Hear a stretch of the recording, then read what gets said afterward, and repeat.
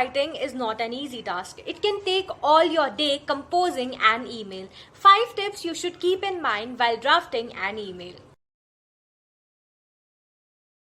Number 1. Keep it short, simple yet descriptive with a very catchy subject line.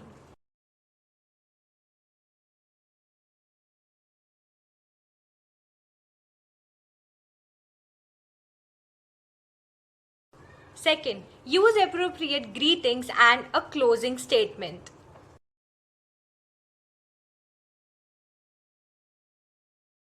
Third, you should never write in capital letters.